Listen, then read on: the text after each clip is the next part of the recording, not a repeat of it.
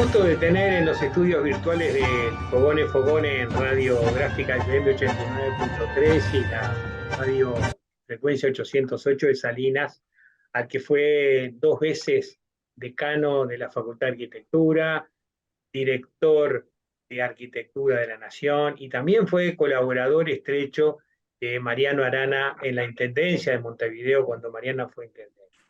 Mariano acaba de cumplir 90 años y le vamos a pedir a Salvador que nos haga un perfil de ese hombre que todos queremos y admiramos.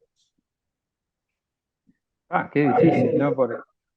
Porque como tú decís, yo por lo menos lo conozco a Mariano hace más de 40 años, eh, unos cuantos años más de 40, y tuve yo diría, el privilegio, la felicidad de poder trabajar con él, no tanto tiempo como docente en la facultad, porque yo entré al Instituto de Historia como ayudante en el año 87 y él estuvo de director de ese instituto del 87 hasta el 90, que fue electo senador y entonces dejó la dirección.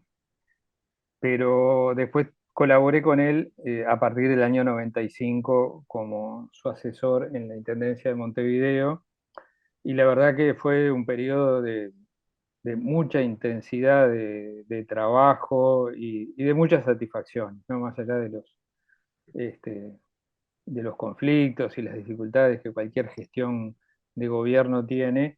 Fue un periodo súper interesante para la ciudad y fue un momento, yo diría, eh, estelar de Mariano, incluso en sus horas más complejas, fue donde se mostró su temple como, yo diría, como una persona de gran inteligencia y gran sensibilidad al mismo tiempo. Eh, Hacer un perfil de él es muy difícil. Yo lo conocí cuando ingresé a la facultad. Él daba los cursos de historia del primer año, esto me parece bueno contarlo, y en general los estudiantes de arquitectura no daban el examen de la materia de Mariano hasta que terminaban el tercer año, porque recién ahí era previa de cuarto. Eh, entonces era muy raro que los estudiantes de primero dieran el examen. Yo lo di enseguida porque estaba enloquecido con la materia que era historia de la arquitectura. Eh, y además era frecuente que los estudiantes fueran varios años a sus cursos. Los daba los lunes a las 7 de la tarde, de 7 a 9.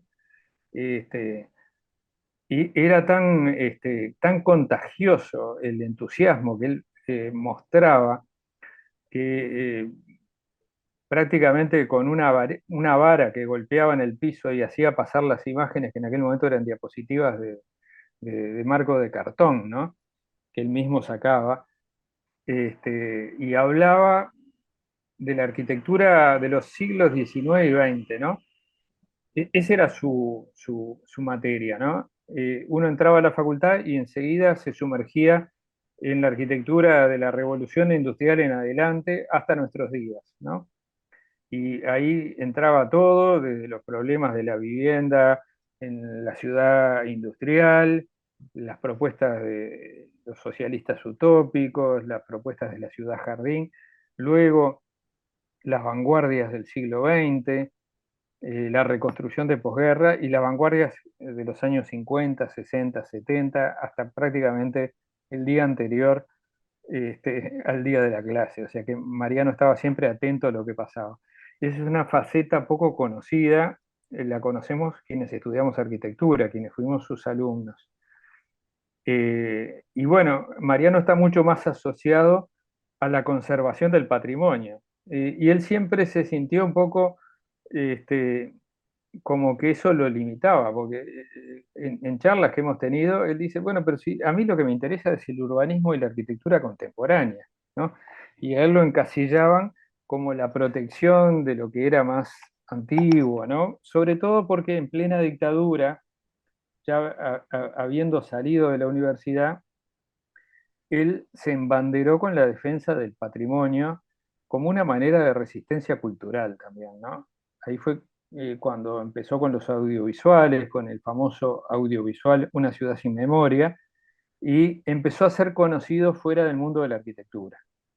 Eh, a tal punto que llevó ese audiovisual, yo recuerdo haber estado en varias proyecciones al interior del país, pero también a barrios de Montevideo y del área metropolitana, donde se juntaba gente en la calle o en un terreno descampado, a ver esa persona tan energética, tan entusiasta, cómo protestaba y cómo se indignaba contra los atentados al patrimonio cultural, pero también de alguna manera contra la gente, ¿no? Él siempre trató de dejar claro que él, por supuesto, defendía la arquitectura, defendía los edificios que estaban siendo demolidos, pero también defendía a las personas que estaban siendo vulneradas. En aquella época, recordemos que en esos años fue cuando se desalojaron el conventillo de Medio Mundo, el barrio Reus al Sur, entre otros, ¿no? Y se trasladó de una manera compulsiva a muchas familias a situaciones absolutamente indignas en la periferia de Montevideo, ¿no? Entonces también él vinculaba esa defensa del patrimonio edificado con la defensa de esas comunidades, en particular de la comunidad afro-uruguaya, ¿no? Que fue tremendamente vulnerada en esos años, ¿no? Estoy hablando de principios de los años 80. Y fue eso lo que lo llevó a ser conocido más allá del mundo de la arquitectura, y que en una anécdota bastante curiosa que él relata, cuando se estaba tratando de elegir quién iba a ser el candidato del Frente Amplio en las elecciones del 84, ¿no? Todavía en dictadura, surgió el nombre de él de una manera espontánea. Él nunca había tenido una figuración política notoria, si bien era frente amplista, un hombre de izquierda siempre, y el propio general Sereni casi como que lo secuestró, lo subió a un auto y estuvieron circulando por la ciudad de Montevideo hasta que lo convenció que aceptara. Es decir, no le permitió que no aceptara la candidatura y Mariano estaba totalmente desesperado. Solo aceptó con el convencimiento que no iba a ganar. Y la verdad que perdió por muy pocos votos la Intendencia de Montevideo en esos años, ¿no? Una anécdota increíble. Qué bárbaro, qué bárbaro. O Sí, sea que eso fue adentro de un auto, sí, sí, sí, el diálogo. sí, sí. Él lo cuenta con pelos y señales, ahora no me acuerdo, pero estaban en un boliche en el centro de Montevideo y lo pasa a buscar el general Sereñi que estaba sesionando el plenario del Frente Amplio eligiendo al candidato. Y, y no le dejó no aceptar, ¿no? Era una orden del general Sereñi. Qué bárbaro. O sea que en con esta militancia a partir del video de urbanismo, él tiene ese contacto directo con los barrios y con la gente. Sí, sí, De sí. ahí empieza su militancia, digamos. Bueno, él había sido un militante estudiantil, dirigente de la FEU, siempre estuvo muy vinculado a inquietudes sociales. Y también cuando empieza el cooperativismo de vivienda, él se integra al equipo técnico del Centro Cooperativista Uruguayo, que juntó a una enorme cantidad de colegas muy jóvenes en aquellos años, estoy hablando de mediados de los años 60, y él trabajó mucho tiempo en el centro cooperativista proyectando y dirigiendo cooperativas de vivienda, o sea que siempre tuvo un perfil social en su accionar, pero no era una persona, una figura pública más allá del mundo de la arquitectura y la facultad, ¿no? Salvador, hay una cosa que a mí me deja muy sorprendido, y es un hombre que fue ministro de Vivienda, fue intendente dos veces, y Ujú. después termina un poco su vida política en la Junta Departamental como edil. Es decir, Sí, sí, él no sí. tiene problema con los cargos. No, no, al contrario, estaba realmente como totalmente identificado con ese rol. Él fue edil, fue su último, digamos, eh, por así llamarlo, cargo o responsabilidad política entre 2015 y 2020. ¿no? Que se estiró un poco porque se estiró con el tema de la pandemia eh, la elección del nuevo periodo, ¿no? Unos meses, no recuerdo cuántos. Pero realmente su tarea en la Junta fue descollante, ¿no? El intendente era Martínez, recordemos, y hay un libro que sacó que se llama Papeles Dispersos, que lo publicó Banda Oriental hace un año y poco, y en ese libro se recogen algunas de las intervenciones que él hacía en la media hora previa, sobre los más diversos temas. O sea que realmente él disfrutó, lo debo decir, porque yo tenía dudas cuando le fueron a proponer que encabezara nuevamente la lista 77 por Montevideo.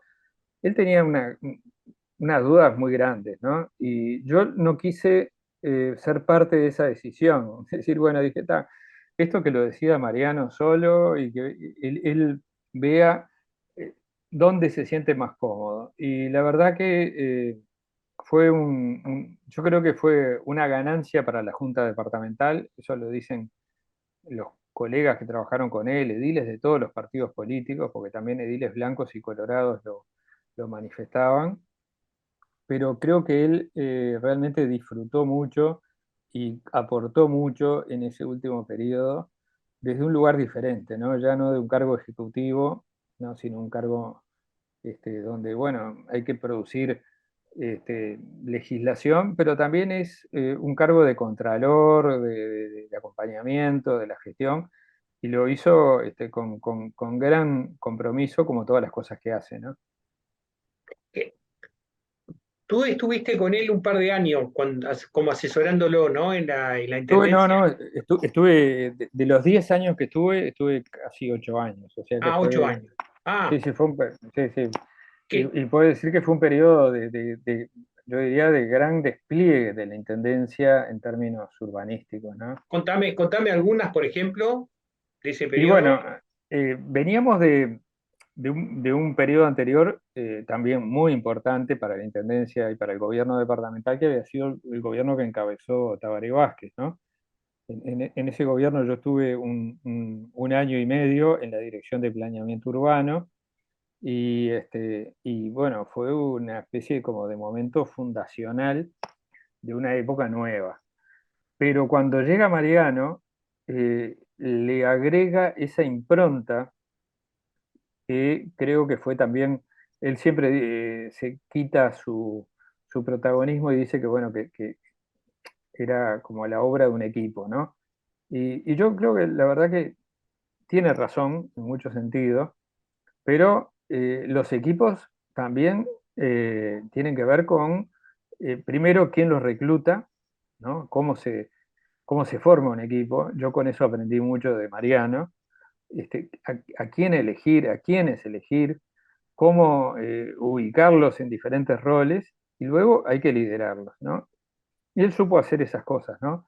Supo conformar un equipo muy, muy interesante y supo liderarlo. Y ese equipo generó realmente cosas muy perdurables. Por lo pronto, te diría que la más allá de mejoras de gestiones brutales, porque en ese periodo se hizo toda la reestructura del sistema de cargos y remuneraciones, se modernizó todo el sistema informático, se hicieron mejoras de gestión impresionantes. También lo que fue como el emblema de su dos periodos con diferentes acentos fue la apuesta a lo cultural, ¿no? Es decir, el Departamento de Cultura, que en esos dos periodos estuvo a cargo de Gonzalo Carámbula, adquirió una relevancia y un desarrollo hasta ese momento no conocido, y en todas las facetas de la cultura, ¿no? Desde la cultura artística más encumbrada hasta las expresiones populares en los barrios, ¿no? Incluyendo el carnaval y bueno, todas las actividades recreativas y deportivas, ¿no? Realmente una visión integral de la cultura como la que tenía Mariano, y que dirigió de una manera brillante Gonzalo Carámbula. Yo diría que ese es como uno de los hitos importantes. Otro hito importante del que todavía somos deudores es que se elaboró el primer plan moderno urbanístico de Montevideo, que es el Plan de Ordenamiento Territorial, el POT, que se aprobó en el año 98 y que todavía está vigente, que obviamente hoy ameritaría, estamos ya a más de 20 años, ¿no?, de esa instancia, ameritaría una revisión en profundidad, pero que en su momento fue realmente una construcción sumamente original y relevante. Y por supuesto, después un montón de intervenciones físicas, concretas, ¿no?, que uno a veces como se restringe cuando evalúa a un intendente o a un gobernante a mirar qué legado físico dejó, qué obras. Está bien, hay un montón de obras, como el Parque Lineal del Arroyo Miguelete, erradicación o traslado de asentamientos precarios, eh, nuevos parques, nuevas plazas, la rehabilitación del Teatro Solís, por ejemplo, que también se realizó en ese periodo, de otros teatros, pero creo que es más justo ponderar esas obras físicas con también lo inmaterial, ¿no? Esa dimensión cultural que además supo transmitir justamente con su calidad docente, ¿no?, a la gente más sencilla, es decir, ese compromiso con la ciudad creo que es algo que hoy nos está faltando, ¿no? Hoy, en épocas de redes sociales y en épocas de cierta como pérdida de los valores colectivos o transmutación de esos valores colectivos en aspectos más individuales, yo estoy sintiendo, y creo que es algo general, que hay como de vuelta una desafectación de las personas con el entorno urbano, ¿no?